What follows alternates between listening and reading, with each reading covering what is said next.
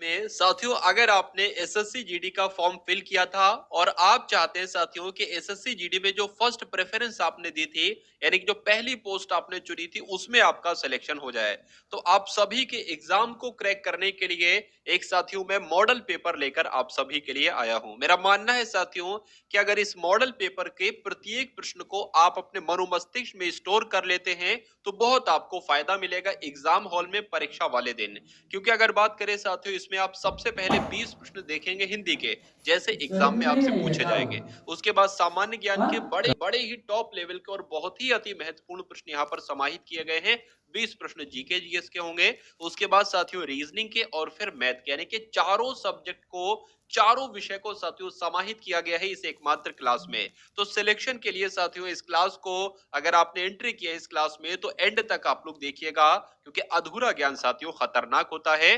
तो पहला प्रश्न आपकी स्क्रीन पर है कि माल और सामान की बिक्री करने वाला चुप को हो क्या अभी, अब कहते हैं, भी यानी कि चुप हो। जो भी अपना माल अब भी बेचता है, चुप हो, खुद जो भी बीते अपना प्रोग्राम में। सामान बेचता है, तो वो तो साथियों विक्रेता कहलाता है। अब अगर बात करें साथियों माल को खरीदने वाला क्या कहलाता है, तो माल को खरीदने वाले को क्रेता कहते हैं और बेचने वाले को विक्रेता कहते हैं। दो बातें आपको ध्यान रखना है। उसके बाद देखिए नेक्स्ट नंबर का प्रश्न है कि सही वर्तनी वाला शब्द आपसे पूछा जा रहा है। तो यहां पर साथियों जब हम लोग बात करते हैं सही वर्तनी के शब्द की है, तो अरण कैसे लिखा जाता है, जैसे आपका ऑप्शन नंबर सी में लिखा हुआ है ना अरण, ऐसे लिखा जाता है। और अरण का साथियों मतलब क्या होता है, अरण का मतलब होता है जंगल। ये भी आपको मालूम होना चाहिए। चलिए अमृत की अगर बात करें तो अमृत का समानार्थी शब्द आपसे पूछा जा रहा है, तो आपको मालूम होना चाहिए साथियों कि अमृत का समानार्थी शब्द होता है सुधा। आंसर अगर आप कहे ऑप्शन नंबर सी के साथ तो बिल्कुल करेक्ट है। उसके बाद देखिए साथियों एसएससी जीडी के एग्जाम की अगर बात करें, स्पेशली एसएससी जीडी में खाली जगह वाले प्रश्न बहुत आते हैं। मैं आपको हर मॉडल पेपर में, हर मॉक टेस्ट में बताता हूं। तो अगर ये प्रश्न आपकी स्क्रीन पर आ जाए कि पृथ्वी का आकार गोल है, या पृथ्वी का क्षमता गोल है, या स्वरूप गोल है, या पृथ्वी का रूप गोल है, तो खाली जगह में साथियों कौन सा शब्द बिल्कुल सही तरीके से आ जाएगा। तो अगर आपका आंसर यहां पर ऑप्शन नंबर ए है तो बिल्कुल करेक्ट है, यानी कि पृथ्वी का आकार गोल है। उसके बाद देखिए कमर कसना ये एक मुहावरा है, और इस मुहावरे का साथियों अर्थ क्या होता है, हौसला करना, हौसला हारना, तैयार होना, सहारा देना, या दर्द देना, बताइए। तो मैं कह सकता हूं साथियों किसी काम के लिए तैयार हो जाना क्या कहलाया जाता है, भाई उसने तो कमर कस ली। आंसर यहां पर जिनका बी है तो बिल्कुल करेक्ट है। सही वर्तनी वाले शब्द का चयन कीजिए, यानी कि शैक्षणिक साथियों किस प्रकार लिखा जाता है, कैसे लिखा जाता है शैक्षणिक, जैसे आपका ऑप्शन नंबर सी में लिखा हुआ है ना, इस प्रकार लिखा जाता है शैक्षणिक। ये आपको ध्यान रखना है, एग्जाम के पॉइंट ऑफ व्यू से बहुत इंपॉर्टेंट क्वेश्चन है और ये इस बार आपके एग्जाम में पूछा जाएगा। उसके बाद देखिए साथियों अगला प्रश्न आपकी स्क्रीन पर है कि इस गीत की दो चार लड़ियां, यहां पर जो लड़ियां शब्द लिखा हुआ है ना, यहां पर क्या शब्द आना चाहिए, क्या यहां पर कविता आना चाहिए, क्या इस गीत की दो चार झड़ियां सुना दो ये होना चाहिए, या इस गीत की दो चार कड़ियां सुना दो ये होना चाहिए, या इस गीत की दो चार छंद सुना दो। तो मैं कहूंगा साथियों मेरे अकॉर्डिंग तो यहां पर साथियों कड़ियां आना चाहिए। ये आपका गलत हो जाएगा। अब ये आपका सही होगा ना, तो यही आपके इस प्रश्न का बिल्कुल सही जवाब हो जाता। भाई बहुत बढ़िया, वेरी गुड क्लास। अब उसके बाद देखिए एक फिर से साथियों खाली जगह का प्रश्न आ गया है। उनकी आपस में लबझड़ हो गई, गड़बड़ हो गई, खटपट हो गई, या फटफट हो गई, क्या कहते हैं साथियों। तो आपने बहुत सारा सुन रखा होगा साथियों उनकी आपस में खटपट हो गई। आंसर आपका जाएगा ऑप्शन नंबर सी के साथ, और जिनका आंसर यहाँ पर सी है तो बिल्कुल करेक्ट है। उसके बाद देखिए साथियों ये प्रश्न बहुत ट्रेंडिंग वाला है, मतलब बहुत सारे एग्जाम में ये प्रश्न पूछा जा चुका है, जिसमें हिंदी पूछी जाती है और आने वाले समय में एसएससी जीडी के एग्जाम में भी आपसे पूछा जाएगा। तो सौम्य का साथियों विलोम क्या होता है, आप लोग ध्यान रखेंगे कि सौम्य का विलोम उग्र होता है। इसलिए जिनका आंसर यहाँ पर कुल मिला के ऑप्शन नंबर सी के साथ था, यानी कि बी के साथ था, सॉरी, तो बिल्कुल करेक्ट था। अब सही वर्तनी वाले शब्द को बताइए, यानी कि अगर बात करें साथियों अर्धवार्षिक परीक्षाएं आपकी होती होंगी बचपन में, तो अर्धवार्षिक कैसे लिखा जाता है, तो अर्धवार्षिक कैसे लिखा जाएगा, ऐसे लिखा जाएगा। ये तो अर्धवार्षिक लिखा हुआ है, कैसे लिखा जाएगा, ऐसे लिखा जाएगा, तो बिल्कुल सही, यानी कि जैसे ऑप्शन नंबर सी में लिखा हुआ है ना साथियों अर्धवार्षिक, बिल्कुल ऐसे लिखा जाएगा। इसलिए आंसर आपका जाएगा ऑप्शन नंबर बी के साथ। अब उसके बाद देखिए कि कर्कश का साथियों विलोम क्या हो सकता है, बताने की कोशिश कीजिए।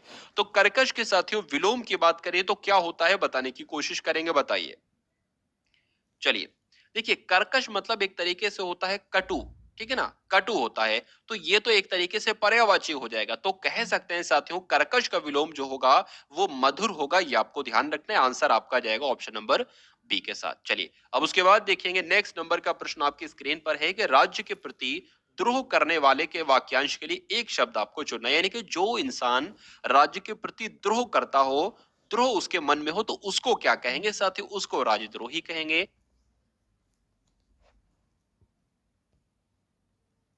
कहेंगे, आपको ध्यान रखना है। और अगर साथियों बात करते हैं ना यहाँ पर कि जो राष्ट्र से प्रेम करता है उसको राष्ट्र प्रेमी कहेंगे, यानी कि जो राज्य के प्रति द्रोह करता है उसको राजद्रोही कहेंगे, और जो राष्ट्र से प्रेम करता है उसको राष्ट्र प्रेमी कहेंगे। ये आपको ध्यान रखना है। शहीद साथियों किसे कहा जाता है? जो भी अपने देश के लिए अपनी जान को कुर्बान कर देता है उसको शहीद कहा जाता है। उसके बाद देखिए जिसकी गिनती ही ना की जा सके उसके लिए एक शब्द आपको बताना है, क्या हो सकता है बताइए। चलिए तो साथियों अगर बात करें जिसकी गिनती ही नहीं की जा सकती उसको तो अगणनीय कहेंगे। गणनीय किसे कहेंगे? गणनीय तो जिसकी गिनती की जा सकती है, लेकिन जिसकी गिनती नहीं की जा सकती उसको अगणनीय कहेंगे। बात आपको दोनों बातें साथियों ध्यान रखना है, ठीक है ना। चलिए उसके बाद साथियों अगर बात करें अगले नंबर के प्रश्न की, आंसर आपका क्या होगा? जिसकी तुलना ना की जा सके इसके लिए आपको एक शब्द बताना है, बताइए। चलिए तो जिसकी तुलना ना की जा सके, देखिए जिसकी तुलना की जा सकती हो उसको तो तुलनीय कहा जाता है, तो तुलनीय ये हो जाएगा। लेकिन जिसकी तुलना ना की जा सके उसको क्या कहा जाएगा? उसको साथियों अतुलनीय कहा जाएगा। ये आपको ध्यान रखना है। आंसर आपका अगर है ऑप्शन नंबर ए के साथ तो बिल्कुल करेक्ट है। इसमें साथियों सामान्य ज्ञान के भी आने वाले टाइम में प्रश्न देखेंगे। 20 प्रश्न हिंदी के करेंगे, उसके बाद फिर सामान्य ज्ञान के प्रश्नों की तरफ बढ़ेंगे, और उसके बाद रीजनिंग के, और उसके बाद मैथ के। तो ये क्लास साथियों आपके लिए डेली यहाँ पर होती है। तो चैनल आप सभी लोग सब्सक्राइब कर लीजिए, बेल आइकन पर क्लिक कर लीजिए, क्योंकि ये जो कंटेंट आपको दिया जा रहा है अगर ये पढ़ते रहे आप एग्जाम तक तो एग्जाम साथियों बहुत आसान आपके लिए हो जाएगा। मैं आपको उस शिखर तक साथियों पहुंचा दूंगा जिस शिखर पर आपको होना चाहिए, जिस शिखर पर जाने से आपका एग्जाम को क्रैक आप कर पाएंगे। चलिए तो कोई दिक्कत नहीं साथियों, एसएससी जीडी में सिलेक्शन आपका इस बार बहुत आराम से होगा, बहुत आराम से। तो अगर बात करें साथियों आंसू का समानार्थी शब्द क्या होगा, यहाँ पर ये आपसे पूछा जा रहा है। तो आंसू के तो साथियों बहुत सारे समानार्थी शब्द बनते हैं, आपको भी पता होगा। नयन जल भी कहते हैं, नयन मतलब आंख हो जाएगी, जल मतलब आंखों का जल। तो आंसू को साथियों क्या नयन जल भी कहते हैं, चक्षु जल भी कहते हैं साथियों, आंसू भी कहते हैं। आंसू को क्या कहते हैं साथियों? चक्षु जल भी कहते हैं, नेत्र नीर नीर भी कहते हैं, नेत्र नीर भी कहते हैं। आपको ध्यान रखना है। यहाँ पर अगर बात करें साथियों क्या राइट आंसर होगा? अश्रु भी होगा, क्योंकि आंसू को अश्रु भी तो कहा जाता है।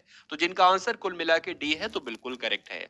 अब उसके बाद देखिए कि दिए गए शब्द के समानार्थी शब्द का आपको चयन करना है, यानी कि राजा का समानार्थी इसमें से क्या होगा? नृप होगा, वृंद होगा, विप्र होगा, या यति होगा।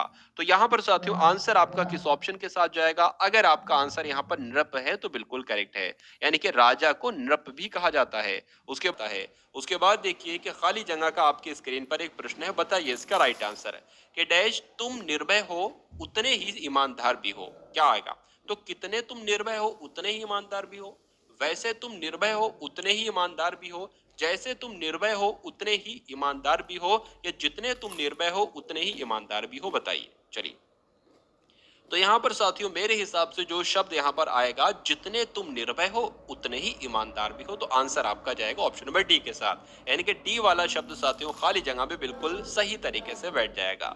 अब उसके बाद देखेंगे साथियों 20 प्रश्न किसी वजह से शायद नहीं हो पाए, तो अब आपके साथियों यहाँ पर सामान्य ज्ञान के प्रश्न हो चुके हैं। मैं क्षमा चाहता हूँ कि 20 प्रश्न किसी वजह से टाइप नहीं हो पाए होंगे साथियों सामान्य ज्ञान के। खैर शांत घाटी की अगर बात करते हैं साथियों, शांत घाटी साथियों ये किस राज्य में स्थित है? तो शांत घाटी कहां पर स्थित है? केरल में स्थित है, आपको ध्यान रखना है। अगले नंबर का प्रश्न देखिए कि निम्न में से किस तिथि को सूर्य तथा पृथ्वी के बीच न्यूनतम दूरी होती है? यानी कि वो एक डेट आपसे पूछी जाती है, वो एक तारीख आपसे पूछी जाती है जिस तारीख को साथियों सूर्य और पृथ्वी के बीच सबसे कम दूरी होती है, तो 3 जनवरी को साथियों ऐसा होता है। उसके बाद देखिए सर्वोच्च न्यायालय यानी कि सुप्रीम कोर्ट के न्यायाधीश की सेवानिवृत्ति की यानी कि रिटायरमेंट की आयु कब तक होती है? तो 65 वर्ष की उम्र में साथियों ये सुप्रीम कोर्ट के न्यायाधीश को रिटायरमेंट दी जाती है। आंसर आपका अगर है बी के साथ तो बिल्कुल करेक्ट। अब उसके बाद देखिए कि साइबेरियाई क्रेन भारत के किस पक्षी अभ्यारण्य में नियमित रूप से आते हैं? तो अगर बात करें साथियों एक भरतपुर अभ्यारण्य है, भरतपुर अभ्यारण्य कहाँ पर है साथियों? राजस्थान में है। राजस्थान के भरतपुर अभ्यारण्य में ही साथियों साइबेरियाई क्रेन आते हैं, ये आपको ध्यान रखना है। अगर बात करें भरतपुर साथियों जो जगह है ना, जिला है, ये भी राजस्थान में है। अब उसके बाद देखेंगे नेक्स्ट नंबर का प्रश्न आपके स्क्रीन पर है, बताइए। दूध में कौन सा विटामिन नहीं पाया जाता है? तो साथियों इनमें से ऐसा कौन सा विटामिन है जो दूध में नहीं पाया जाता है? तो यहाँ पर अगर बात करें, देखिए विटामिन सी उन चीजों में होता है जो खट्टी चीजें होती हैं, जैसे कि बात करें संतरे में या नींबू में या आंवले में। तो दूध में साथियों विटामिन सी नहीं पाया जाता। आपका आंसर यहाँ पर बी होना चाहिए, तो बिल्कुल करेक्ट है। उसके बाद देखिए साथियों कि खाने के नमक का केमिकल नेम क्या है, रासायनिक नाम क्या है, आपसे पूछा जा रहा है। तो आपको यहाँ पर याद रखना है कि सोडियम क्लोराइड जो है ना साथियों, ये खाने के नमक का रासायनिक नाम है। आंसर आपका सी के साथ। भारत में सबसे पहले राष्ट्रीय आय का अनुमान किसने किया था? आपसे पूछा जा रहा है साथियों। इनको कहा जाता है grand old man of India और इनका नाम है दादा भाई नौरोजी। इन्होंने ही सबसे पहले साथियों नेशनल इनकम की अगर बात करें इसका अनुमान किया था। कृषि और ग्रामीण विकास के लिए ऋण प्रदान करने वाली संस्था कौन सी है? तो यहाँ पर अगर बात करें साथियों, नाबार्ड एक ऐसी संस्था है जो कृषि और ग्रामीण के विकास के लिए ऋण प्रदान करती है। उसके बाद देखिए कि ताप का संचरण अणुओं के स्थानांतरण के द्वारा किसमें होता है? संवहन में, विकिरण में, प्रकीर्ण में या साथियों चालन में? तो यहाँ पर आपका राइट आंसर जो जाएगा वो संवहन के साथ जाएगा। संयुक्त राष्ट्र खाद्य एवं कृषि संगठन का मुख्यालय कहाँ पर स्थित है? तो आप लोग ध्यान रखेंगे साथियों, रोम में स्थित है। उसके बाद देखिए कि निम्नलिखित में से कौन सी नदी डेल्टा का निर्माण नहीं करती है? आपसे एग्जाम में साथियों बहुत बार पूछा जा चुका है कि इनमें से कौन सी नदी डेल्टा का निर्माण नहीं करती है। तो ताप्ती नदी का साथियों आप लोग नाम ध्यान रखेंगे। क्यों? क्योंकि ये नदी डेल्टा का निर्माण नहीं करती है, बाकी सारी करती हैं। अर्जुन पुरस्कार की अगर बात करें साथियों, ये किस क्षेत्र में दिया जाता है, आपसे पूछा जा रहा है। तो बात करें साथियों खेल कूद के क्षेत्र में श्रेष्ठ निष्पादन के लिए साथियों कौन सा पुरस्कार दिया जाता है? तो अर्जुन पुरस्कार दिया जाता है। आंसर आपका जाएगा बी के साथ। उसके बाद देखिए साथियों कि निम्नलिखित में से किसने पेनिसिलियम जीन से एंटीबायोटिक उत्पाद की खोज की थी? तो साथियों चार ऑप्शन आपकी स्क्रीन पर है। इसमें से राइट आंसर आपका क्या हो सकता है? तो नाम आप लोग ध्यान रखेंगे, सर एलेक्जेंडर फ्लेमिंग का नाम। क्यों याद रखेंगे? क्योंकि पेनिसिलिन जीन से एंटीबायोटिक उत्पाद की खोज किसने की थी? आपसे अगर एग्जाम में पूछा जाए तो एलेक्जेंडर फ्लेमिंग आपको बताना है। उसके बाद देखिए कि जलियांवाला बाग में गोली चलाने का आदेश किसने दिया था, किस जनरल ने दिया था? तो किसने दिया था साथियों, आपसे यहाँ पर पूछा जा रहा है। जनरल और डायर ने दिया था, ये आप लोग ध्यान रखेंगे। आंसर आपका जाएगा बी के साथ। उसके बाद देखिए साथियों हर साल 11 जुलाई को कौन सा दिवस मनाया जाता है? तो ये एक साथियों प्रश्न कई बार एग्जाम में पूछा जा चुका है, तो आप लोग ध्यान रखेंगे कि विश्व जनसंख्या दिवस कब मनाया जाता है? तो 11 जुलाई को विश्व जनसंख्या दिवस मनाया जाता है। उसके बाद देखिए कुली के लेखक कौन है, बताइए। तो कुली के लेखक साथियों यहाँ पर आपसे पूछे जा रहे हैं। तो मुल्कराज आनंद का नाम आपको यहाँ पर ध्यान रखना है, क्योंकि कुली के लेखक कौन है? तो मुल्कराज आनंद हैं। किसी कंप्यूटर में कंपाइलर होता है, तो साथियों जो एक कंपाइलर होता है ना, ये क्या होता है? ये सिस्टम सॉफ्टवेयर होता है या एक प्रोसेस होता है या एप्लीकेशन सॉफ्टवेयर होता है, क्या होता है? तो आप लोग यहाँ पर ध्यान रखेंगे, कभी भी आपकी स्क्रीन पर साथियों एक कंपाइलर शब्द आ जाए तो कंपाइलर साथियों जो होता है ना, ये एक सिस्टम सॉफ्टवेयर होता है। आंसर आपका जाएगा ऑप्शन नंबर ए के साथ। पीलिया रोग किसके संक्रमण के कारण होता है, आपसे पूछा जा रहा है। तो यहाँ पर साथियों आंसर आपका किस ऑप्शन के साथ जाएगा? यकृत के साथ आपका आंसर जाएगा। उसके बाद देखिए पाक स्टेट, क्या पाक स्टेट संधि इनमें से किन के मध्य स्थित है? वो दो ऐसे साथियों कौन से देश हैं, आपसे पूछा जा रहा है कि जिनके मध्य साथियों पाक स्टेट संधि है। तो भारत और श्रीलंका का नाम आपको यहाँ पर ध्यान रखना है, और जिनका आंसर यहाँ पर है ऑप्शन नंबर ए, तो बिल्कुल करेक्ट है। बिस्मिल्लाह खां किस वाद्य यंत्र से संबंधित है? तो मैं आपको साथियों अगर बात करें शहनाई वादक की अगर बात करें, तो शहनाई वादक साथियों कौन थे? बिस्मिल्लाह खां थे, आपको ध्यान रखना है। आंसर आपका जाएगा ऑप्शन नंबर ए के साथ। अब उसके बाद देखिए कि शांत रस का स्थायी भाव साथियों क्या होता है? शांत रस का स्थायी भाव साथियों यहाँ पर आपसे पूछा जा रहा है कि आपका राइट आंसर हो सकता है। तो शांत रस का साथियों स्थायी भाव क्या होगा? निर्वेद होगा, ये आप लोग ध्यान रखें कुछ। ठीक है, चलिए। मार्क जुकरबर्ग ने फेसबुक की स्थापना साथियों कब की थी? तो मार्क जुकरबर्ग ने फेसबुक की स्थापना 2004 में की थी। आंसर आपका बी के साथ। नोबेल पुरस्कार कितने क्षेत्रों में दिया जाता है? तो कितने क्षेत्रों में दिया जाता है? 6 क्षेत्रों में दिया जाता है, आपको मालूम होना चाहिए। और संविधान की जो प्रारूप समिति है इसके अध्यक्ष साथियों कौन थे? अभी आपसे पूछा जा रहा है। तो डॉक्टर भीमराव अंबेडकर के बारे में आपको मालूम होना चाहिए साथियों कि प्रारूप समिति के जो अध्यक्ष थे ना, वो डॉक्टर भीमराव अंबेडकर थे। आंसर आपका जाएगा भाई सी के साथ। बहुत बढ़िया, वेरी गुड क्लास। अब आपके सामने साथियों यहाँ पर रीजनिंग के प्रश्न आएंगे, रीजनिंग के प्रश्न देखेंगे और उसके बाद साथियों मैथ के प्रश्न हम लोग देखेंगे। तो बहुत आसान तरीके से मैं आपको यहाँ पर रीजनिंग को, पूरी रीजनिंग को समझाने की कोशिश करूंगा। मैं बिल्कुल साथियों शून्य से उठाऊंगा और शिखर तक आपको ले जाऊंगा, यानी कि एक छोटी छोटी बात साथियों मैं आपको यहाँ पर बताता चलूंगा। यहाँ पर अगर बात करें साथियों के सीई है सबसे पहले, उसके बाद जी आई है, उसके बाद के एम है, उसके बाद ओ क्यू है। तो यहाँ पर साथियों कौन से वो दो लेटर आएंगे जो कि ऑप्शन में आपको दिख रहे हैं। तो सबसे पहले आपको लेटर पोजीशन मालूम होना चाहिए। सबसे पहली आप बात मानिए कि ए से लेकर जेड तक आप लेटर पोजीशन याद कर लीजिए। अगर आपको याद है तो बहुत अच्छी बात है। जैसे जे 10 पर होता है, ओ 15 पर होता है, टी 20 पर होता है, वी 22 पर होता है, जेड 26 पर होता है। तो यहाँ पर अगर बात करें सी की लेटर पोजीशन साथियों क्या होती है, 3 होती है। ई की क्या होती है, 5 होती है। जी की बात करें तो 7 होती है और आई की साथियों 9 होती है। उसी प्रकार के की 11 होती है और एम की साथियों कितनी होती है, 13 होती है। ओ की 15 होती है और क्यू की साथियों 17 होती है। तो यहाँ पर आप देखेंगे साथियों कि कितना कितना साथियों बढ़ रहा है। ये 3 से साथियों 7 हो गया है, यानी कि 4 की बढ़ोतरी हुई है। 7 से 11 हो गया है, 4 की बढ़ोतरी हुई है। 11 से 15 हो गया है साथियों, 4 की बढ़ोतरी हुई है। तो यहाँ पर साथियों जो बढ़ेगा ना, वो 4 बढ़ेगा, यानी कि ये 19 यहाँ पर आ जाएगा। अब बात करें साथियों, ये 5 से 9 हुआ है, 4 की बढ़ोतरी हुई है। 9 से 13 हुआ है, 4 की बढ़ोतरी हुई है। और 13 से 17 हुआ है, 4 की बढ़ोतरी हुई है। तो यहाँ पर भी साथियों जब 4 की बढ़ोतरी होगी ना, तो यहाँ पर साथियों 21 आ जाएगा। तो 19 पर होता है साथियों एस और 21 पर होता है यू। तो आंसर आपका किस ऑप्शन के साथ जाएगा, एस यू के साथ जाएगा, जो कि ऑप्शन नंबर सी में है। और एस यू कहां पर आएगा, इस प्रश्नवाचक चिन्ह की जगह पर एस यू आएगा। तो जिनका भी आंसर साथियों यहाँ पर एस यू है, ऑप्शन नंबर सी है, तो बिल्कुल करेक्ट है। अब उसके बाद देखिए साथियों, एक सीरीज वाला प्रश्न यहाँ पर है, नंबर वाला सीरीज वाला प्रश्न है कि सबसे पहले 121 आया है, उसके बाद 253 आया है, उसके बाद 374 आया है और फिर 495 है। तो उसी क्रम में, उसी रूल के अकॉर्डिंग यहाँ पर साथियों कौन सा नंबर आएगा, ऑप्शन में से आपको बताना है। तो मैं कह सकता हूं साथियों 50% अकॉर्डिंग यहाँ पर साथियों कौन सा नंबर आएगा, ऑप्शन में से आपको बताना है। तो मैं कह सकता हूं साथियों 50% लोग जो यहाँ पर जो इस क्लास को देख रहे हैं, इसका क्वेश्चन का आंसर नहीं दे पाएंगे। क्यों? क्योंकि साथियों जिस क्वेश्चन को आप जितना कठिन मानते हो ना, वो उतना ही ज्यादा और आसान होता है। तो 121 अगर बना है, 253 बना है साथियों, आप लोग ये नहीं देख पा रहे हो कि इस एक एक को जोड़कर 2 बना है, 2 3 को प्लस करके 5 बना है, 3 4 को जोड़कर 7 बना है, 7 बीच में है, ठीक है। और 4 5 को जोड़कर कितना बना है, 9 बना है, जो कि बीच में है। तो उसी प्रकार यही रूल हम ऑप्शन में देखेंगे। क्या 5 और 2 जोड़कर 7 बनता है, 7 ऑप्शन में है? नहीं, मतलब 7 बीच में है तो नहीं है, ये ऑप्शन नहीं होगा। 5 और 5 जोड़कर साथियों 10 बनता है, क्या 10 बीच में है? तो नहीं है, ये आंसर नहीं होगा।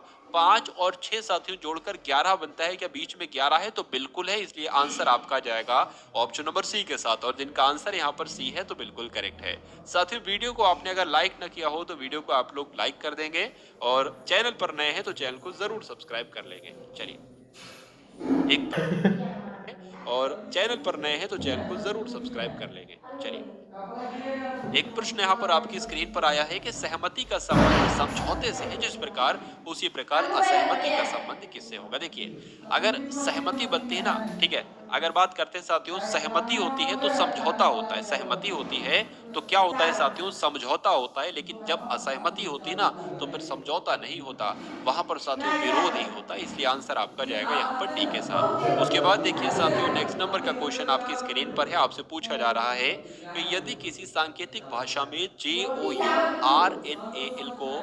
MRXUQDO लिखा जाता है, तो उसी सांकेतिक भाषा में TRAINING को क्या लिखा जाएगा। ऑप्शन में से आपको बताना है कि राइट आंसर यहाँ पर क्या होगा।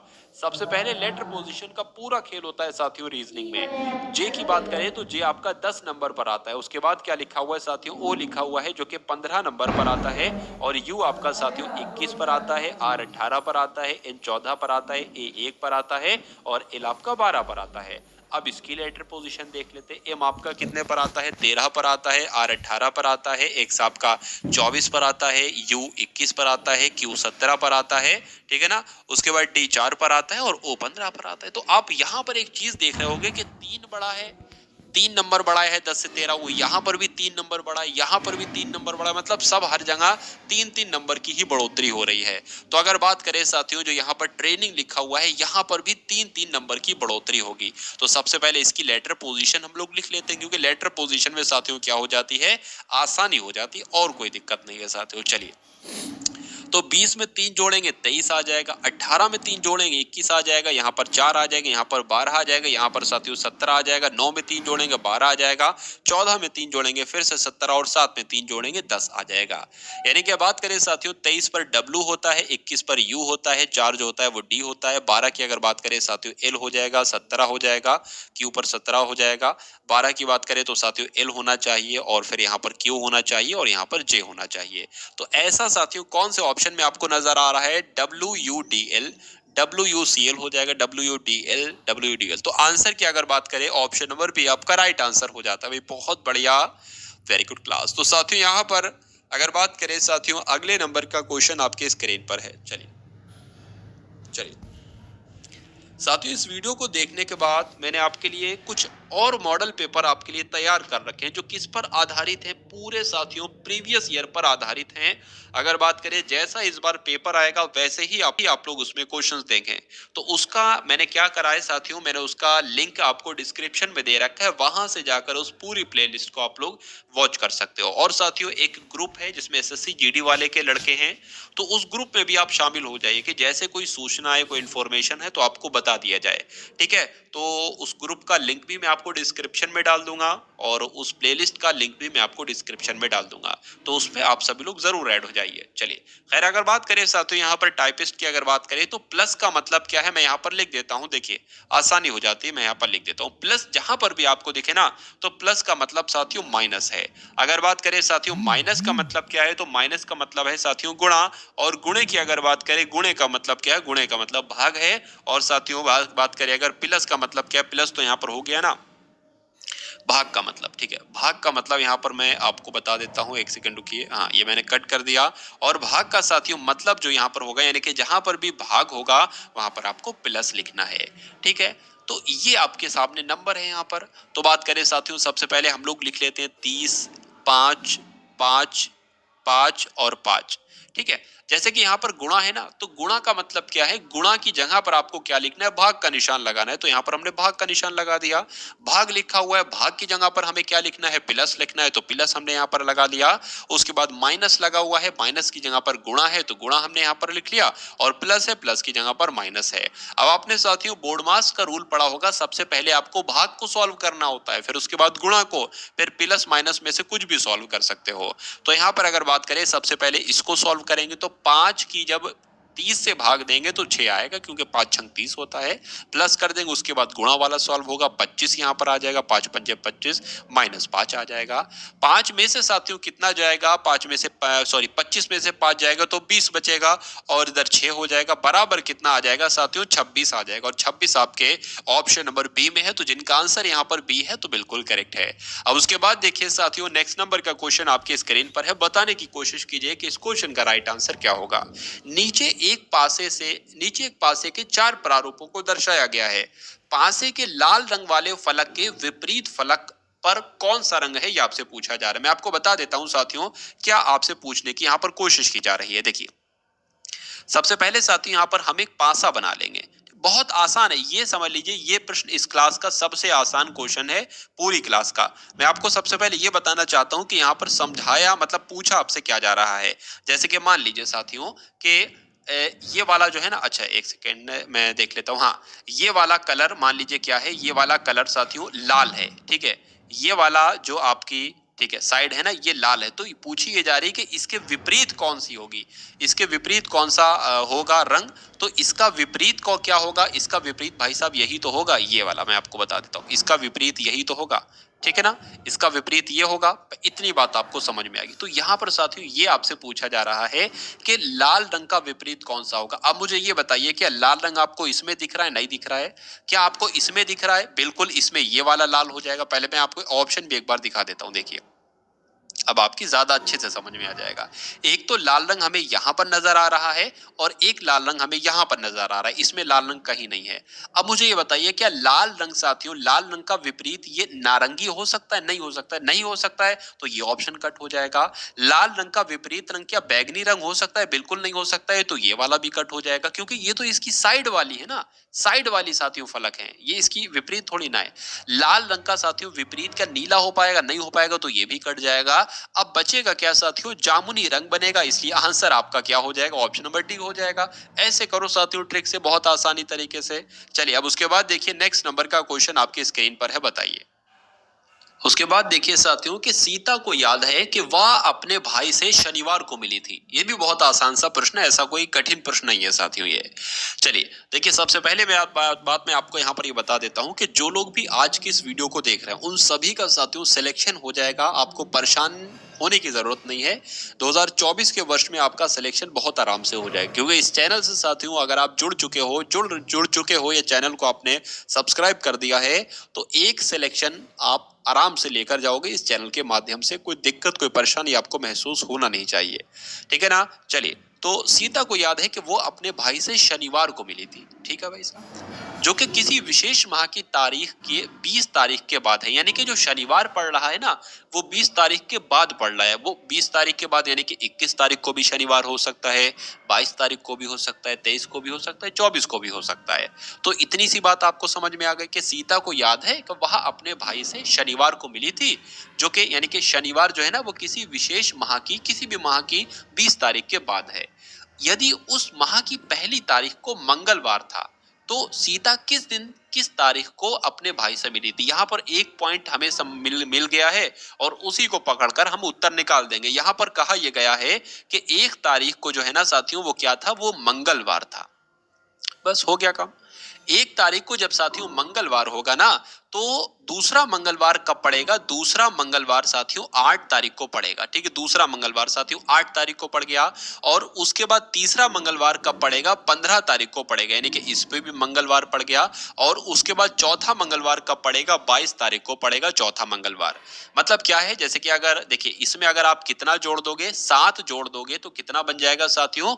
ये आपका अगला नंबर बढ़ जाएगा। मतलब हर नंबर में अगर 7 जोड़ दोगे तो अगला वही दिन आ जाएगा।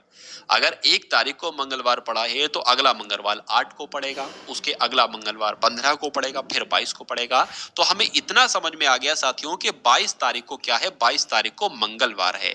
इस प्रश्न में क्या पूछा गया था कि 20 तारीख के बाद शनिवार कब पड़ेगा? इनडायरेक्टली यही पूछा जा रहा है आपसे, ठीक है। क्योंकि आपसे पूछा जा रहा है कि सीता किस तारीख को अपने भाई से मिली थी, तो सीता अपने भाई से जो मिली थी ना वो 20 तारीख के बाद मिली थी। अब 20 तारीख के बाद जो मिली थी वो शनिवार को मिली थी। अब देख लेते हैं कि 20 तारीख के बाद सबसे पहला शनिवार कब आता है। तो 22 तारीख तक तो हमने दिन निकाल लिया, मंगलवार था। 23 तारीख को साथियों कौन सा दिन था? बुधवार था। मंगलवार था।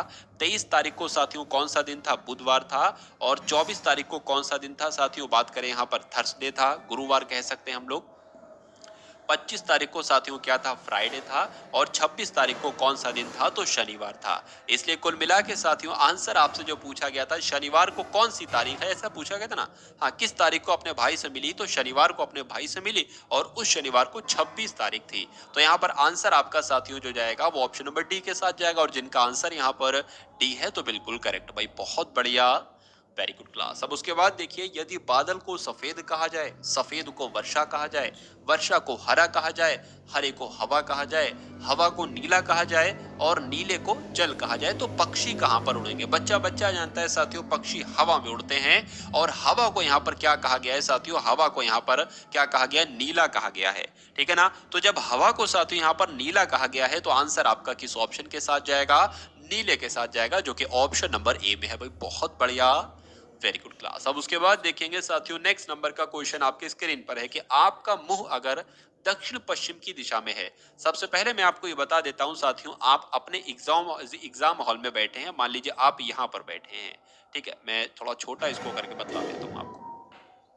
आपको दो बातें यहाँ पर याद रखना है जो मैं आपको हर बार बताता हूँ। आप एग्जाम हॉल में बैठे हैं, आप ऐसे बैठे हैं, आपके साथियों पूरब जो होगा ना साथियों, वो पूर्व इधर हो जाएगा आपका, ठीक है। आपका दक्षिण जो होगा ना साथियों, वो दक्षिण आपका इधर हो जाएगा, और पश्चिम आपका जो होगा ना साथियों, वो पश्चिम आपका इधर हो जाएगा, और उत्तर आपका साथियों इधर हो जाएगा। अब अगर मैं आपसे पूछ रहा हूं कि बताइए मुझे ये साइड कौन सी होगी, तो ये साइड कौन सी होगी? उत्तर है, पूरब है, तो ये साथियों साइड जो आपकी कहलाएगी ना, वो उत्तर पूरब कहलाएगी। अब अगर मैं आपसे ये पूछूं कि ये वाली साइड क्या कहलाएगी, तो ये वाली साइड साथियों आपकी पूर्व दक्षिण कहलाएगी। ठीक है ना? ये वाली साइड दक्षिण पश्चिम कहलाएगी, ये वाली साइड पश्चिम उत्तर कहलाएगी। तो ये पॉइंट आपको ध्यान रखना है अगर इस क्वेश्चन का आंसर आप देना चाहते हो। तो यहां पर साथियों कहा गया है, फिर से मैं एक बता देता हूं, ठीक है? मान लीजिए आप ये है, और एक और पॉइंट मैं आपको बता देता हूँ, ठीक है? सीधा हाथ जो होता है ना साथियों, सीधा हाथ वो दायां हाथ होता है, और उल्टा हाथ जो होता है वो बायां हाथ होता है। ठीक है ना? ये दो पॉइंट आपको याद रखना है। अगर बात करें साथियों, आपका मुंह दक्षिण पश्चिम की दिशा है, दक्षिण आपका ये हो जाएगा, पश्चिम आपका ये हो जाएगा, यानी कि इसकी बात कर रही है, यानी कि आप ये बैठे और आपका मुंह साथियों इधर को है, इसने कहा है। यदि आप 135 डिग्री बाईं ओर मुड़े हो, बाईं किधर होता है? आपका उल्टा हाथ होता है। जब इधर मुंह करोगे तो बाई बाई हाथ इधर ही तो होगा साथियों। ठीक है ना? तो दूसरा पॉइंट, अच्छा एक बात मुझे ये बताइए कि ये और ये कितना कोण बना रहा है? मगर जैसे कि अगर अभी ये है और ये हो जाए, तो मैं कहूंगा साथियों 90 डिग्री घुमाया है मैंने। ठीक है? और अगर ये मैं कहूं तो ये 45 डिग्री घुमाया है, यानी कि यहां पर कोई था और इधर घूम कर आ गया, तो मतलब यहाँ पर था और ऐसे आ गया तो 45 डिग्री है, और अगर ऐसे था तो और ऐसे आ गया तो साथियों 90 डिग्री है। तो इतना आपको मालूम होना चाहिए साथियों। चलिए, तो अगर बात करें साथियों, यहाँ पर मैं आपको बता देता हूँ, देखिए सबसे पहले 135 डिग्री का है ना, तो अगर 90 यहाँ पर इसका मुंह था, 90 डिग्री घुमाएंगे तो यहाँ पर आ जाएगा। अरे भाई ये 90 डिग्री का तो ये कौन बना? 90 डिग्री कहेंगे तो यहाँ पर आ जाएगा। अब 90 डिग्री प्लस 45 डिग्री 135 डिग्री होता है। अब 90 डिग्री घुमा दिया गया, 45 डिग्री और घुमाएंगे तो उसका मुंह इधर की तरफ आ जाएगा, यानी कि उसका मुंह साथियों पूर्व की दिशा आ जाएगा। तो पूछा जा रहा है साथियों 135 डिग्री बाईं ओर घुमाने पर उसका मुंह किस दिशा में आ जाएगा? तो पूरब दिशा में आ जाएगा, इसलिए आंसर आपका जाएगा ऑप्शन नंबर सी के साथ। और जिनका आंसर यहाँ पर सी है तो बिल्कुल करेक्ट भाई, बहुत बढ़िया, वेरी गुड क्लास। अब उसके बाद देखिए साथियों, अगले नंबर का क्वेश्चन आपकी स्क्रीन पर है कि 17 है, 13 है और 221 है, उसके बाद 12 है, 19 है, 228 है। तो जिस वेरी गुड क्लास। अब उसके बाद देखिए साथियों, अगले नंबर का क्वेश्चन आपकी स्क्रीन पर है कि 17 है, 13 है और 221 है, उसके बाद 12 है, 19 है, 228 है। तो जिस रूल से साथियों ये बना है ना साथियों, ये उसी रूल से यहाँ पर कौन सा नंबर आएगा, यानी कि कुछ कैलकुलेशन करी गई है, कुछ भी करी गई है, जोड़ा गया है, घटाया गया है, स्क्वायर करके घटाया गया है। 13 17 से 221 बना है, मुझे ऐसा लगता है। 12 19 से 228 बनाए, तो उसी रूल के अकॉर्डिंग जो इसमें रूल लगा है, 13 18 से यहाँ पर साथियों कौन सा नंबर बनेगा, इतनी सी बात आपको सिर्फ बताना है। चलिए, सबसे पहले इसको जोड़ोगे तो 221 बनना इम्पॉसिबल है।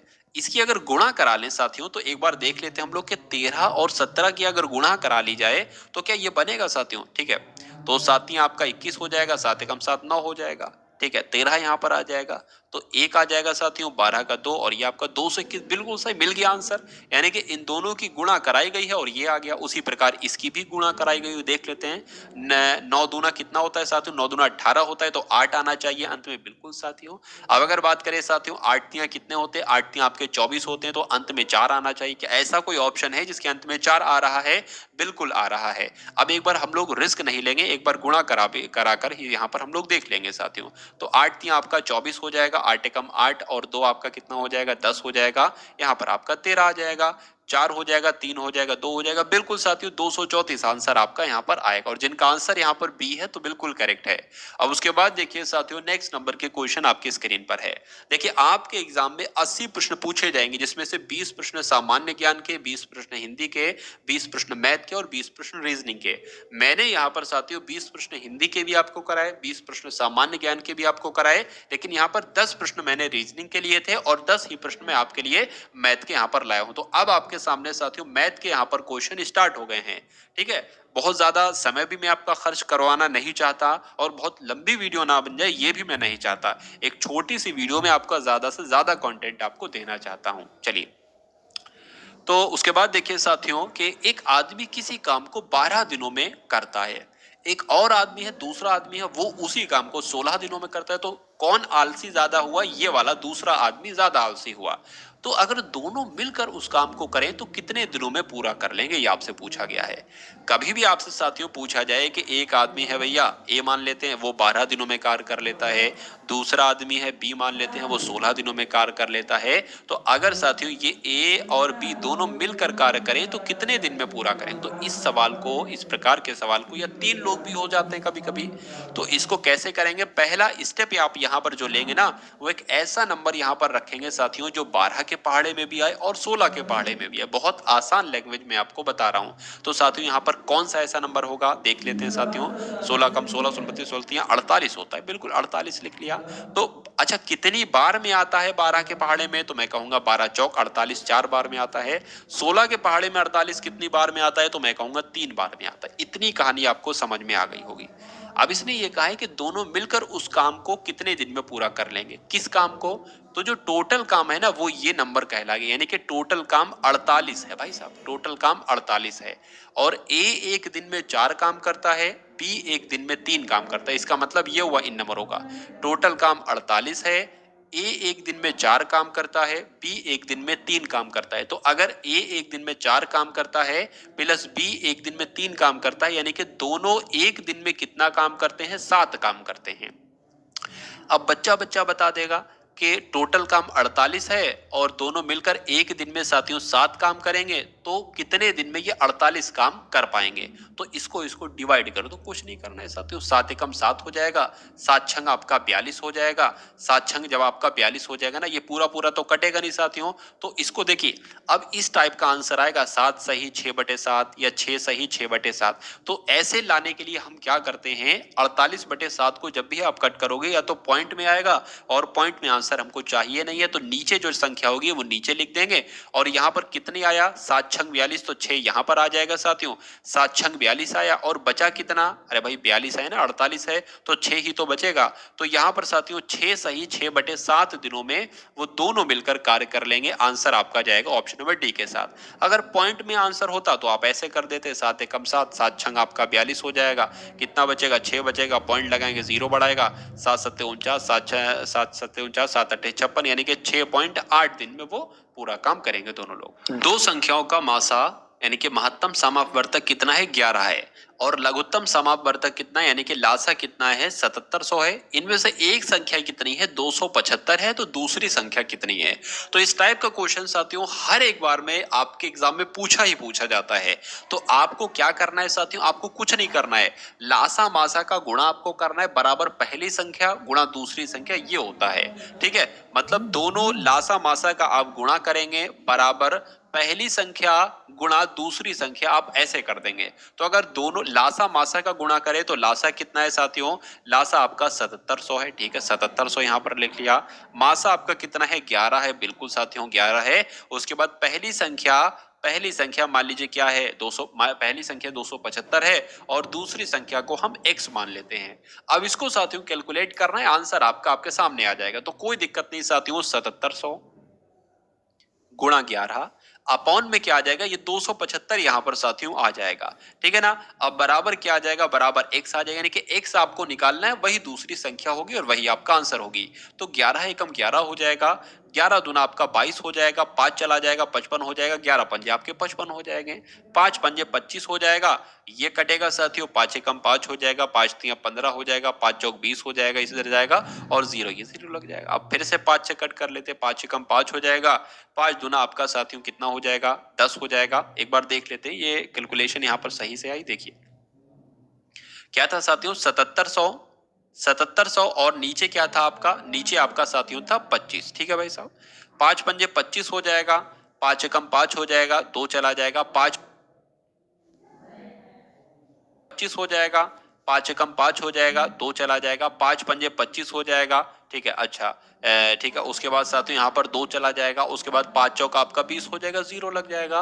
5 से इसको कट कर लेते हैं, 5 एकम 5, 5 तिया 15 हो जाएगा। और साथियों अब 40 डायरेक्ट काटेंगे ना, दो नंबर एक साथ, तो 0 लगता है, और 5 अट्ठे आपका 40 हो जाएंगे, यानी कि आंसर आपका जो जाएगा वो 308 के साथ जाएगा, जो कि ऑप्शन नंबर ए के साथ है भाई। उसके बाद देखिए नेक्स्ट नंबर का क्वेश्चन आपकी स्क्रीन पर है, देखिए और बताइए कि इस क्वेश्चन का राइट आंसर आपका क्या हो सकता है। तो एक परीक्षा में 60% विद्यार्थी उत्तीर्ण हुए, यानी कि देखिए किसी भी क्लास में साथियों 100% स्टूडेंट्स होंगे, बिल्कुल होंगे। तो कहा इसमें ये जा रहा है कि 60% जो विद्यार्थी थे वो पास हो गए। तो जाहिर सी बात है, जब 60% बच्चे पास हो गए तो 40% बच्चे फेल होंगे, ठीक है। अच्छा, अनुत्तीर्ण विद्यार्थियों की संख्या कितनी है? 400 है। परीक्षा में बैठने वाले कुल विद्यार्थियों की संख्या ज्ञात कीजिए। मतलब देखिए, जब 60% बच्चा पास हुआ है तो 40% बच्चा फेल होगा। लेकिन इसमें दे रखा है कि अनुत्तीर्ण विद्यार्थियों की संख्या यानी कि फेल की संख्या 400 है। 400 यानी इसका मतलब ये हुआ कि 40% का जो वैल्यू है ना, 40% 400 के बराबर है। अब जब कोई एक प्रतिशत हमें मिल जाता है कि 40% जो है वो 400 है, तो 100% हम आराम से निकाल लेते हैं। और वही इसमें पूछा गया है कि परीक्षा में बैठने वाले कुल विद्यार्थियों की संख्या कितनी, यानी कि 100% विद्यार्थियों की संख्या कितनी। कैसे निकालते हैं ये एक बार आप लोग देख लीजिए। 400 लगा लेंगे, ये जो 40 है ना, 40 नीचे आ जाएगा, गुणा आपका 100 लग जाएगा। ये 100 लगेगा ही लगेगा 100% बनाने के लिए। अब इस 40 से ये 40 कट जाएगा, ये जीरो इसमें लग जाएगा, यानी कि 1000 साथियों कुल मिला के वहां पर बच्चे थे। इसलिए आंसर आपका जाएगा ऑप्शन नंबर डी के साथ। और जिनका आंसर यहाँ पर डी है तो बिल्कुल करेक्ट है। चलिए, उसके बाद देखिए नेक्स्ट नंबर का क्वेश्चन आपकी स्क्रीन पर है कि दो अंकों की एक संख्या है। दो अंकों की एक संख्या के अंकों को परस्पर मतलब आपस में बदलने से प्राप्त संख्या मूल संख्या से 18 अधिक है। संख्या के अंकों का योग 6 है, तो मूल संख्या क्या है? अच्छा, यहाँ पर एक बात साथियों कही गई है क्या, कि अंक लास्ट में लिखिए संख्या के अंकों का योग कितना है? 6 है। ठीक है, तो बहुत आसान सा क्या ये प्रश्न है? बिल्कुल बहुत आसान सा ये प्रश्न है। मैं आपको एक बार समझा देता हूं। यहाँ पर कहा गया है, देखिए, जैसे कि मान लीजिए हमने एक संख्या यहाँ पर लिखी कि ये एक संख्या है, मूल संख्या है। इनके अगर अंकों के स्थान परस्पर बदल देते हैं, यानी कि 9 पहले है 2 बाद में है, 2 पहले ले आते हैं 9 बाद में ले आते हैं, तो इनका अंतर इतना है, ऐसे करके इसमें कहा गया है। और इन दोनों संख्याओं का जोड़ कितना है? 11 है, वो ये दे रखा है। ये तो मतलब मैंने आपको एक एग्जाम्पल देकर समझाया। अब मैं रियल सवाल पर चलता हूँ और उसको आपको समझाने की कोशिश करता हूँ। दो अंकों की एक संख्या है, वो उसके अगर स्थान आपस में बदल लेते हैं तो प्राप्त संख्या मूल संख्या से 18 अधिक है। संख्या के अंकों का योग कितना है? 6 है। तो अगर 3 और 6 को जोड़ते हैं तो साथ ही 9 बनता है। इसमें कहा गया है संख्या के अंकों का योग 6 होना चाहिए, तो ये आंसर नहीं होगा। इनको जोड़ते हैं तो साथियों 6 बनता है। 3 और 3 को जोड़ते हैं तो 6 बनता है। 4 और 2 को जोड़ते हैं तो 6 बनता है। अब या तो आंसर बी होगा, सी होगा या डी होगा। लेकिन यहां पर अगर बात करें साथियों, अब यहां पर एक बात आई है कि 24 को अगर इसके स्थान अदल बदल कर दिया जाए, इनके 2 की जगह पर 4 और 4 की जगह पर 2 कर दिया जाए, तो 42 बनेगा।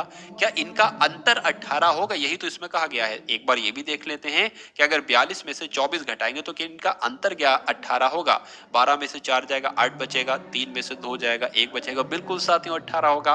पहला ट्राई किया और पहला ही आपका आंसर आ गया, तो आंसर आपका जाएगा ऑप्शन नंबर बी के साथ। अब इसको ट्राई करें तो इसमें तो कोई ट्राई करने की है बात ही नहीं। 33 है साथियों, अंकों को बदलोगे तो 33 ही आएगा। इसको एक बार ट्राई कर लेते हैं। इसको अगर साथियों ट्राई करेंगे तो यहां पर अगर बात करें, इसके अगर अंकों को हम चेंज करें ना तो 24 हो जाएगा। अब 42 और 24 का साथियों अंतर क्या होता है? इसका भी अंतर 18 होता है। लेकिन ये आंसर नहीं होगा। क्यों नहीं होगा ये भी मैं आपको बता रहा हूं। यहाँ पर ये लिखा हुआ है कि मूल संख्या क्या है, तो मैं मानता हूं कि मूल संख्या 24 है। और इसमें कहा गया है कि परस्पर बदलने से प्राप्त संख्या, यानी कि जो हमें ये प्राप्त संख्या हुई ना, प्राप्त संख्या मूल संख्या से यानी कि 24 से, जो हमने मूल संख्या 24 मानी थी, 24 से 18 अधिक है। तो बिल्कुल साथियों 24 से 18 अधिक है ये। लेकिन हम यहां पर करेंगे तो ये 18 कम हो जाएगी। तो ये साथियों क्वेश्चन के अकॉर्डिंग नहीं होगा। इसलिए आंसर आपका कुल मिला के ऑप्शन नंबर बी के साथ जाएगा। उसके बाद देखिए नेक्स्ट नंबर का क्वेश्चन आपकी स्क्रीन पर है कि यदि किसी समचतुर्भुज का आधार 1.5 मीटर है, कितना है? 1.5 मीटर कोई समचतुर्भुज है या उसका आधार कितना है? 1.5 मीटर है। और उसकी ऊंचाई कितनी है? 0.6 मीटर है। तो उसका क्षेत्रफल कितना होता है? यानी कि समचतुर्भुज का क्षेत्रफल आपसे साथियों पूछा जा रहा है। कोई दिक्कत नहीं है। देखिए समचतुर्भुज का क्षेत्रफल का फॉर्मूला जो होता है ना साथियों, वो आधार गुणा ऊंचाई ही होता है। क्या होता है? आधार गुणा ऊंचाई ही होता है। तो यहाँ पर आधार क्या है? 1.5 आधार है। और ऊंचाई क्या है साथियों? 0.6 इसकी ऊंचाई है। तो इन दोनों को बस गुणा करा दो। आंसर आपका आ जाएगा। अगर 1 सेकंड के लिए पॉइंट पॉइंट को हम भूल जाएँ तो 15 छंग साथियों कितने होते हैं? 15 छंग आपके 90 होते हैं। अब कितने नंबरों के बाद पॉइंट लगा हुआ है? 1 नंबर ये, 1 नंबर ये, तो 2 नंबर के बाद हम पॉइंट लगा देंगे। 2 नंबर के बाद हमने पॉइंट लगा दिया, तो आंसर हमें जो मिलेगा ना साथियों वो क्या? देखिए पॉइंट से पहले हम 0 बढ़ा सकते हैं। तो पॉइंट 0.9 आंसर हमें मिलेगा। आंसर आपका जाएगा ऑप्शन नंबर डी के साथ। और जिनका आंसर यहाँ पर डी है तो बिल्कुल करेक्ट है। यहाँ पर ये 0 लगा है, कोई दिक्कत नहीं है। पॉइंट के बाद जितने 0 आप चाहते हो बढ़ा लो। पॉइंट से पहले एक 0 आप बढ़ा सकते हो, सिर्फ एक। चलिए अब उसके बाद देखिए नेक्स्ट नंबर का क्वेश्चन आपकी स्क्रीन पर है। आपसे पूछा जा रहा है कि एक कक्षा में 40 विद्यार्थी हैं। एक दिन विद्यार्थी उपस्थित थे। क्या यहाँ पर साथियों कुछ मिसिंग है तो मैं यहाँ पर बता देता हूँ। 7/10 यहाँ पर आएगा। एक कक्षा में 40 विद्यार्थी हैं। एक दिन 7/10 विद्यार्थी उपस्थित थे। उस दिन अनुपस्थित विद्यार्थियों की संख्या कितनी है? यानी कि टोटल विद्यार्थी साथियों 40 हैं और एक दिन 7/10 विद्यार्थी उपस्थित थे। ठीक है, तो 40 का 7/10 कितना होगा? 40 का 7/10 साथियों 28 होगा। यानी कि 40 तो टोटल कुल मिला के विद्यार्थी हैं, लेकिन कितने उपस्थित हैं? 28 उपस्थित हैं। तो अनुपस्थित कितने हैं भाई साहब? अनुपस्थित कितने बने? 12 ही तो बने, क्योंकि 40 में से 28 घटाओगे तो 12 ही तो आएगा। तो आंसर आपका किसके साथ जाएगा साथियों? ऑप्शन नंबर डी के साथ जाएगा। और जिनका आंसर यहाँ पर डी है तो बिल्कुल करेक्ट है। अब उसके बाद देखिए नेक्स्ट नंबर का क्वेश्चन आपकी स्क्रीन पर है। देखिए और बताइए राइट आंसर क्या है। 5 है, 10 है, x है। ये कोई नंबर ही होगा। 6 होगा, 7 होगा, 8 होगा, मतलब इसमें से होगा कोई। ठीक है, 7 है। इसका औसत जो आता है वो औसत साथियों 6 आता है। तो x का मान आपसे पूछा जा रहा है। तो यहाँ पर साथियों सबसे पहले तो आपसे ये पूछा जाता था कि 4 संख्याएं हैं, उनका औसत बताइए कितना होगा। तो हम देख लेते हैं साथियों, देख लेते हैं यहाँ पर 6 क्या हो जाएगा? 6 आपका औसत हो जाएगा। कुल मिला के संख्याएं कितनी है साथियों? संख्याएं आपकी 4 संख्याएं हैं। ठीक है, तो मैं कह सकता हूं साथियों कि इनका जोड़ कितना होना चाहिए? 6 चकु 24, 24 इनका जोड़ होना चाहिए। किनका 24 जोड़ होना चाहिए? 5। मैं आपको बता देता हूं ये भी किसका जोड़ होना चाहिए। 5 प्लस 10 प्लस x प्लस 7, इनका जोड़ कितना होना चाहिए? 24 होना चाहिए। अगर बात करें 5 और 10 15, 15 और साथियों कितना हो जाएगा? ये आपका 22 हो जाएगा। यानी कि साथियों 22 तो हमें मिल गया है। तो बच्चा बच्चा बता देगा साथियों x बराबर 2 होगा, x का मान 2 होगा। तो x का मान आपसे पूछा जा रहा था, x का मान आपका 2 हो जाएगा। तो जिनका आंसर यहाँ पर बी है तो बिल्कुल करेक्ट है।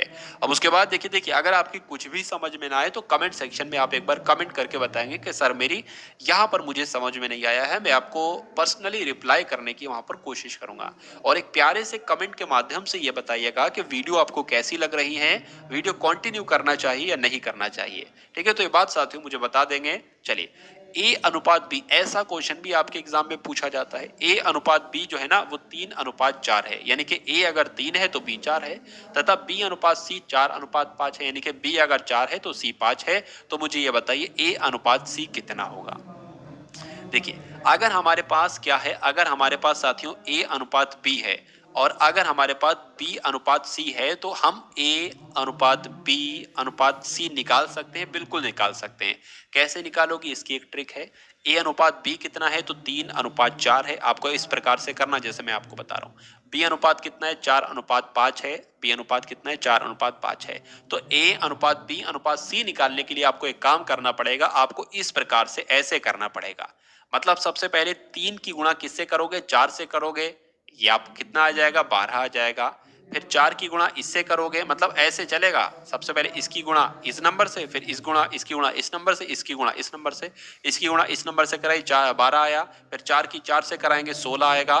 फिर 4 की 5 से कराएंगे साथियों 20 आएगा। तो क्या हुआ? यही तो हमारा निकल गया। ए अनुपात बी अनुपात सी कितना हो जाएगा? 12:16:20। लेकिन इसको हम कट कर लेंगे। एक बार इसको हम छोटा बना लेते हैं ना, कट कर लेते हैं। तो 2 छंग 12, 2 अट्ठे 16, 2 धाम 10, 2 धाम 20। और कट होता है? बिल्कुल होता है। 2 तिया 6, 2 चौक 8, 2 पंजे 10। तो ये हमारा निकला है। अब अगर हमसे ये पूछा जाता है कि ए अनुपात बी अनुपात सी का अनुपात बताइए, तो आपके सामने है। लेकिन यहाँ पर ए और सी का अनुपात पूछा है। तो ए का अनुपात साथियों 3 है और सी का अनुपात 5 है। इसलिए आंसर आपका जो जाएगा वो 3:5 के साथ जाएगा। और जिनका आंसर यहाँ पर बी है तो बिल्कुल करेक्ट है। उसके बाद देखिए साथियों अगले नंबर का क्वेश्चन आपकी स्क्रीन पर है। बताइए कि 7 ग्राम 1 किलोग्राम का कितना दशमलव भाग है। कल को आपसे ये भी पूछा जा सकता है कि बताइए 10 ग्राम जो है ना वो 1 किलोग्राम का कितना दशमलव है। 5 ग्राम वो 1 किलोग्राम का कितना दशमलव है, 100 ग्राम ये 1 किलोग्राम का कितना दशमलव है। तो इसको करने के लिए 7 ग्राम लिखेंगे सबसे पहले, मतलब 7 लिख लेंगे, ठीक है। और बटे में साथियों क्या लिख लेंगे, 1 किलोग्राम को ग्राम में बदलेंगे तो 1000 ग्राम आएगा, क्योंकि 1 किलोग्राम में 1000 ग्राम ही होते हैं। अब इसको कैलकुलेट करा दोगे, नीचे क्या है, नीचे 3 जीरो हैं और 3 जीरो को जब कट करोगे तो ऊपर 3 नंबर के बाद पॉइंट लगाओगे। 1 नंबर ये हो गया, 2 नंबर ये हो गए, 3 नंबर ये हो गए, अब पॉइंट लग जाएगा। तो कैलकुलेशन करके साथियों आपको क्या मिलेगा, 0.007 मिलेगा। इससे पहले भी हम जीरो बढ़ा सकते हैं, सिर्फ एक। तो ऐसा आप साथियों कहां पर देख पा रहे हो, ऐसा तो ऑप्शन नंबर सी में देख पा रहे हो, और यही आपका राइट आंसर हो जाता है। अब उसके बाद देखिए, आज की इस क्लास का साथियों अंतिम क्वेश्चन आपकी स्क्रीन पर है। आपसे पूछा जा रहा है कि यदि किसी शहर की जनसंख्या 70,000 है और उसमें पहले वर्ष 10% और दूसरे वर्ष 20% की वृद्धि होती है, तो इन 2 वर्षों के बाद जनसंख्या कितनी हो जाएगी। तो इसको करने का बहुत आसान तरीका है साथियों। कितनी जनसंख्या है, 70,000 जनसंख्या है, पहले वर्ष में 10% की वृद्धि होती है। तो देखिए, अगर 100% है और 10% की वृद्धि हो जाएगी तो 110% ही तो हो जाएगी। तो पहले वर्ष में साथियों जनसंख्या 110% हो जाती है, प्रतिशत की जगह है ना, तो नीचे 100 लगता है, आपको मालूम होगा। दूसरे साल कितनी हो जाती है, 20% हो जाती है। मैंने आपको बताया था अगर 100 है तो 20% की वृद्धि होती है, यानी कि 120 हो जाती है। तो 120% हो जाती है, बटे में 100 लगेगा। अरे भाई, इसका ये 10%, मान लो कहीं पर अगर 10% लिखा है तो 10/100 हो जाता है, कहीं पर 20% लिखा है तो 20/100 हो जाता है। अब इन 2 जीरो से ये 2 जीरो कैंसिल, इन 2 जीरो से ये 2 जीरो कैंसिल। अब आपको साथियों क्या बताना है, 7 गुणा 11 गुणा 120 आपको बताना है। सॉरी, यहां पर तो जीरो आएगा ना, यहां पर जीरो आएगा, मतलब 7 गुणा 110 गुणा 120 का वैल्यू आपको बताना है। कोई दिक्कत नहीं है। अगर साथियों बात करते हैं तो 11 की 7 से कराएंगे कितना आ जाएगा, 77 आ जाएगा। जीरो एक लगा है, कोई दिक्कत नहीं है। इसकी 12 से कराएंगे तो कितना आ जाएगा साथियों, 12 सत्ते कितना होता है, 84। ठीक है, ऐसा नहीं आएगा साथियों, ठीक है, कोई दिक्कत नहीं। मैं करके दिखा देता हूँ आपको, सही तरीके से करके दिखा देता हूँ। 7 दूना आपका कितना हो जाएगा, 14 हो जाएगा। 7 दूना 14 हो जाएगा और यहाँ पर 15 हो जाएगा, और यहाँ पर साथियों 77 आ जाएगा। ठीक है ना। अब इसको देख लेते हैं, ये आपका 4 हो जाएगा, 12 का 2 हो जाएगा, 8 9 हो जाएगा। तो 924 डबल जीरो, एक जीरो इसका, एक जीरो इसका बढ़ा लो, ठीक है। तो 2 जीरो ये हो गए, तो 9 क्या आ जाएगा साथियों, 92,400 आपका आंसर आ जाएगा। यानी कि किसी शहर की जनसंख्या अगर 70,000 है और पहले साल उसमें 10% की वृद्धि हो जाती है और दूसरे साल उसमें 20% की वृद्धि हो जाती है, तो 2 साल के बाद जनसंख्या 92,400 हो जाएगी। तो आंसर आपका ऑप्शन नंबर सी है, तो बिल्कुल करेक्ट है। तो ये साथियों आपने देखा एक model paper SSC GD exam के लिए। मैं उम्मीद करूंगा साथियों पूरा मॉडल पेपर आपने बहुत ही एंजॉय